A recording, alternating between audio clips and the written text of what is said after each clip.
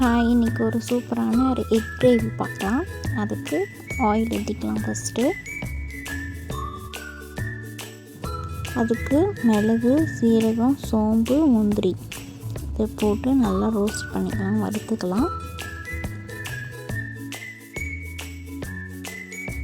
அதுக்கப்புறம் தக்காளி 3 தக்காளி கட் பண்ணிக்கணும் சின்ன சின்னதாக. 3 தக்காளி போட்டு அதுவும் வதக்கிக்கலாம்.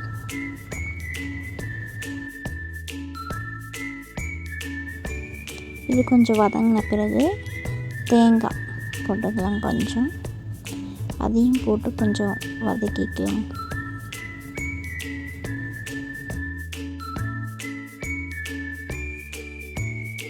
நெக்ஸ்ட்டு அதை தனியாக எடுத்துகிட்டு வச்சுட்டு ஆயில் ஊற்றி கொஞ்சம் மிளகாய்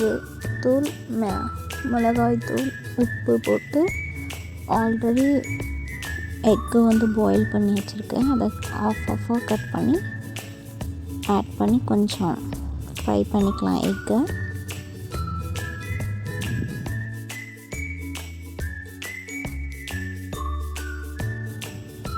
நல்லா ஃப்ரை ஆன பிறகு அதை தனியாக எடுத்து வச்சுக்கலாம். நெக்ஸ்ட்டு அதிலே பட்டை, ஏலக்காய் போட்டு கொஞ்சம் ஒரு வெங்காயம் போட்டு நல்லா ஃப்ரை பண்ணிக்கலாம். அப்புறம் மிளகாத்தூள், எக் மசாலா, அதுக்கப்புறம் கரம் மசாலா எல்லாம் போட்டு ஒரு ஃப்ரை பண்ணிக்கலாம். நெக்ஸ்ட்டு சால்ட் போடுறோம்.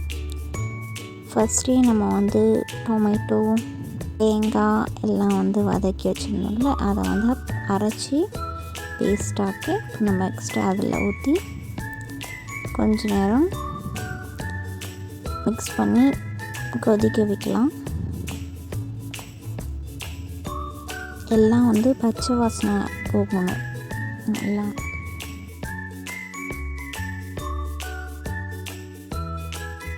அதுக்கப்புறம் மஞ்சத்தூள் கொஞ்சம் போட்டு மிக்ஸ் பண்ணிக்கலாம்.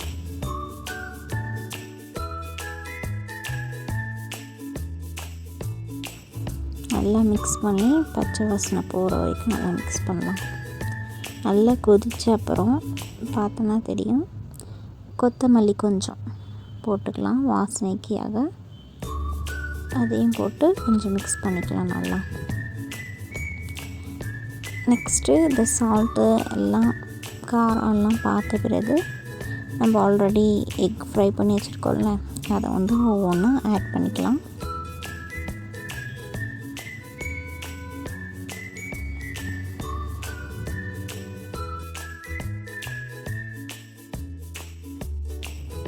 எல்லா எக்கையும் ஆட் பண்ணிவிட்டு நல்லா கொதிச்ச பிறகு ஆஃப் பண்ணிடலாம். தேங்க்யூ.